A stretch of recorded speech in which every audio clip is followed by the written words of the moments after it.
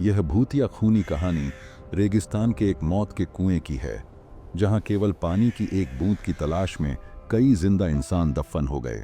दरअसल शहर से कई किलोमीटर दूर एक वीरान रेगिस्तान था।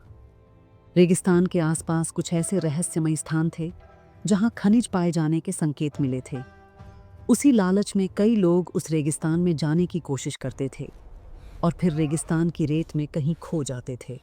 हालांकि कुछ लोगों का अनुभव वहां से वापस आने का भी था, लेकिन वे रेगिस्तान के ज्यादा अंदर तक प्रवेश नहीं कर पाए थे, इसलिए उनकी किस्मत अच्छी थी। ऐसे ही एक व्यक्ति का नाम था कृपाल सिंह। दरअसल वह ऊंट से रेत के रास्ते सामान ढोने का काम करता था।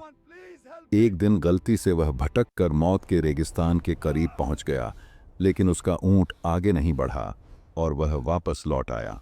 कृपाल सिंह ने उस भूतिया रेगिस्तान की खूनी हलचल महसूस की थी। उसे समझ में आ गया था कि यदि उसका ऊंट उस जगह से उल्टे पांव भागा है तो जरूर वहां कोई खूनी रहस्य छिपा है। कुछ समय बाद उसी रेगिस्तान में एक सोलर प्लांट लगने वाला था।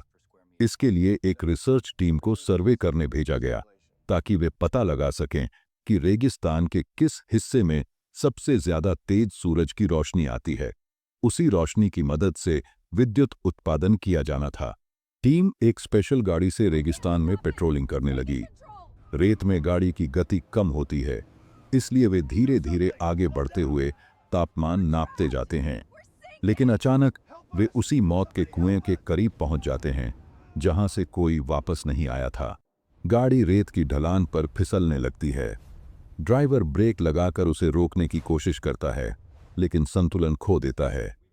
देखते ही देखते गाड़ी उस मौत के कुएं में समा जाती है और हजारों टन रेत उसे पूरी तरह दबा देती है। कंपनी को जब यह सूचना मिलती है कि उनकी गाड़ी का कोई पता नहीं चल रहा, तो वे सैटेलाइट पिक्चर मंगवाते हैं। लेकिन ताज्जुब की बात यह थी कि एक समय के बाद सैटेलाइट पिक्चर में भी गाड़ी दिखाई देना बंद हो गई।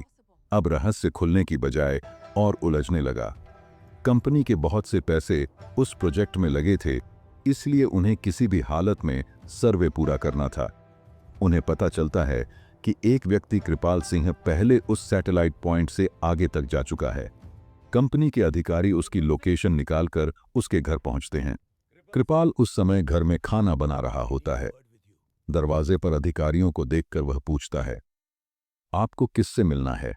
अधिकारी मुस्कुराते हुए उसका नाम लेकर हाथ बढ़ाते हैं। कृपाल सिंह उन्हें अंदर बैठने को कहता है। जब उसे पूरी बात पता चलती है तो वह उन्हें मना करता है और कहता है, वहां कोई रहस्यमयी शक्ति है, मुझे महसूस हुई थी, आप अपना काम रोक दीजिए। लेकिन कंपनी के अधिकारी उसे मोटी रकम की लालच देते हैं और अपनी रिसर्च टीम में शामिल कर लेते हैं। कृपाल कई महीनों से बेरोजगार था और उस पर काफी कर्ज था, इसलिए मजबूरी में उसे टीम में शामिल होना पड़ता है। इस बार रिसर्च टीम उसी दिशा में बढ़ती है, लेकिन आगे आगे ऊंट पर सवार कृपाल होता है। उसे भरोसा है कि अगर कहीं खतरा हुआ तो उसका ऊंट पहले ही उसे आगाह कर देगा। धीरे धीरे वे आगे बढ़ते जाते हैं, लेकिन इस बार ऊंट कोई प्रतिक्रिया नहीं देता। कृपाल सिंह को संदेह होता है कि शायद इस बार ऊंट को खतरे का एहसास नहीं हो रहा। इसी बीच पीछे चल रही रिसर्च टीम की गाड़ी अचानक तेज हो जाती है, मानो किसी ने उसे धक्का दे दिया हो। गाड़ी फिसलते हुए कृपाल सिंह को पार करती हुई आगे निकल जाती है और कुएं की रेत में धंसने लगती है। कृपाल घबरा जाता है, जोर जोर से आवाज लगाता है, लेकिन अजीब बात यह कि वह खुद सुरक्षित खड़ा रहता है, जबकि उसके चारों ओर की रेत फिसलकर कुएं में जा रही होती है। वह अपने ऊंट को पीछे मोड़ता है और किसी तरह वहां से बचकर निकल आता है। जब यह बात कंपनी के अधिकारियों को पता चलती है तो वे भयभीत हो जाते हैं और उस क्षेत्र को मौत का कुआं जोन घोषित कर देते हैं। दरअसल वह कुआं रेगिस्तान का रक्षक था, जो वहां के जीव जंतुओं और प्रकृति की रक्षा करता था और वहां किसी भी प्रकार का बदलाव नहीं होने देना चाहता था। कुएं के अनसुलझे रहस्य के साथ यह कहानी यहीं समाप्त होती है।